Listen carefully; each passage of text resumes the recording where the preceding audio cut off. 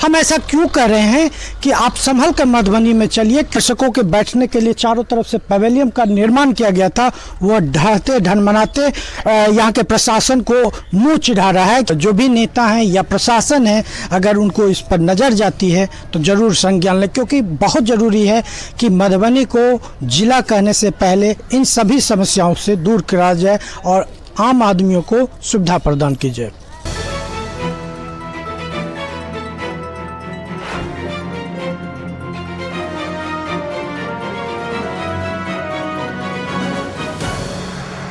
संभल कर चलिए आप मधुबनी में हम क्यों कह रहे हैं, आपके मन में ये सवाल जरूर आता होगा, लेकिन हम आपको दिखाएंगे, एक एक चीज़ दिखाएंगे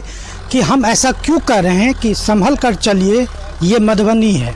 दरअसल बात यह है कि मधुबनी में आप जैसे ही इन करते हैं तो जर्जर यहाँ की सड़क की व्यवस्था, रेंगते ट्रैफिक,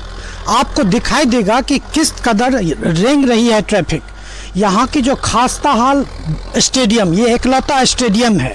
और एक एकलौता हवाई अड्डा भी मधुबनी में है, लेकिन वो नेताओं के भाषण स्थल बनकर रह गया है। हम ऐसा क्यों कर रहे हैं कि आप संभल कर मधुबनी में चलिए, क्योंकि यहाँ पर जो बस स्टैंड है, जब से दरभंगा से मधुबनी जिला अलग बना तब से लेकर के अब तक 1972 से अब तक जो है एक अदद बस स्टैंड की ज़रूरत है, और प्रशासन से लेकर के प्रतिनिधि जो यहाँ के हैं वो आज तक एक मधुबनी टाउन को एक बस स्टैंड नहीं दे पाया है।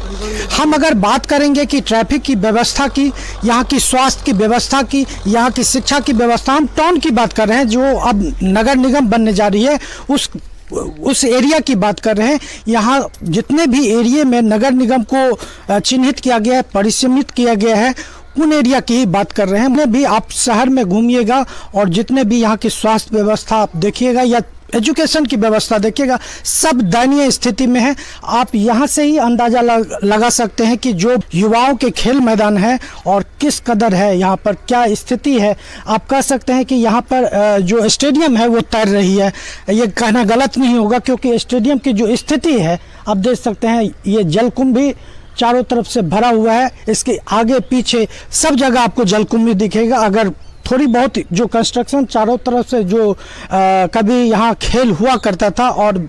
लोगों के दर्शकों के बैठने के लिए चारों तरफ से पवेलियन का निर्माण किया गया था, वह ढहते ढनमनाते यहाँ के प्रशासन को मुंह चिढ़ा रहा है कि आप देखिए हमको, हम कितने सुंदर बन गए हैं, कितने सटीक बन गए हैं, और यहाँ के युवाओं को भी ये चिढ़ा रहा है कि आप देखिए यहाँ का खेल मैदान, आप यहाँ आके खेलिए, और अगर आप धोखे से भी इस खेल मैदान में आ गए तो आपको नाक बंद करके ही आना होगा। अगर आप नाक नहीं बंद करते हैं तो आना मुश्किल हो जाएगा। ये स्थिति है नगर निगम की, और नगर निगम जब बनेगा, यहाँ की मेयर बनेगी, तो एक बड़ी चुनौती होगी कि किस तरीके से हम इस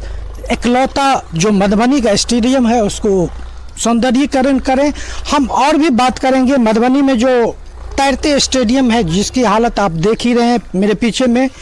मधुबनी में एकलौता एक चिल्ड्रंस पार्क भी है जो काली मंदिर के ठीक बगल में है, और वहाँ बच्चे को अमूमन खेलना चाहिए था, लेकिन अगर आप कभी धोखे से भी वहाँ पहुँचे तो बच्चे कम सुगर को तैरते या खेलते, या आपको जो भी कह सकते हैं वो करते, सुगर या अन्य मवेशी जो है वहाँ पर आपको दिखाई दे देंगे। हम पशु के बिछड़ते हुए वहाँ के जो चिल्ड्रंस पार्क हैं उस पर वीडियो एक बार पहले भी बना चुके हैं और आपको दिखा भी चुके हैं। स्टेडियम की भी बात हमने किया है, हमने एयरपोर्ट की भी बात की है, और एयरपोर्ट की बात हम इसलिए किए हैं क्योंकि यहाँ एयरपोर्ट तो है, एयरपोर्ट का निर्माण भी हुआ है, लेकिन कभी भी आप जाकर देखिएगा तो अधिकतर जो बड़े बड़े नेता आते हैं उसका भाषण स्थल बनकर रह गया, कभी विकास के तरफ उस पर ध्यान नहीं गया। चाहे आप प्रधानमंत्री मोदी की बात कर लें, उस स्टेडियम में अपना शोभा बढ़ा चुके हैं और वहां से मधुबनी वासी को संबोधन दे चुके हैं, लेकिन उसकी दुर्दशा नहीं देख पाए। हम मधुबनी जिले के अन्य जो मधुबनी टाउन के नगर निगम के अन्य असुविधा जो नागरिकों को हो रही है, सबसे बड़ी असुविधा है यहाँ जल जमाव की, और जल जमाव को लेकर के प्रशासन से लेकर के प्रतिनिधि जो भी हैं आज तक ध्यान नहीं दिया। 1972 के बाद जो है यहाँ पर जिले का निर्माण बनने के बाद लगभग 40 साल करीब यहाँ हो गया है एक स्वायत्त मधुबनी जिला बनने का, और उसके बाद भी आज सब चीज़ के लिए मुँह ताक रहा है। चुनौती होगी नगर निगम के जो मेयर बनेंगे उनके लिए कि इन सारे मुद्दे को अपने जो 5 साल का कार्यकाल होगा उस 5 साल के कार्यकाल में कैसे उसको दुरुस्त करेंगे, ताकि 5 साल के बाद फिर से जब दोबारा वो चुनाव में उतरेंगे और वोट मांगने के लिए जनता के बीच में जाएंगे तो उनको कहने को मिलेगा मुद्दों पर काम किया है। मधुबनी ज़िले के सौभाग्य की बात करें तो यहाँ पर मधुबनी ज़िले से कई ऐसे मंत्री बने हैं राज्य सरकार से लेकर के केंद्र सरकार तक, लेकिन सब के सब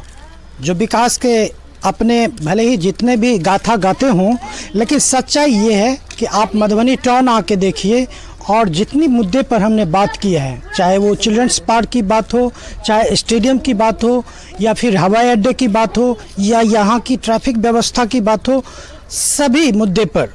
चाहे आप कॉमन सर्विस जो होता है आदमियों के लिए, जो नाला नाली की समस्या हो, जल की समस्या हो, स्वच्छ जल की बात हो, या फिर आप जल निकासी की बात हो, सब पैमाने पर मधुबनी पूरी तरह से फेल दिखाई दे रही है। बहरहाल मधुबनी में नेताओं के लिए और यहाँ के जो अब नए प्रतिनिधि बनेंगे उनके लिए जो भी चुनौती हैं जो हम बात किए हैं, उसके अलावा भी कई सारे समस्याएं हैं यहाँ पर। अब देखना दिलचस्प होगा कि जो चुन के आएंगे वो इन मुद्दों पर, जो आम नागरिकों की यहाँ की समस्या है, इन मुद्दों पर किस तरह से काम करती है। तो हम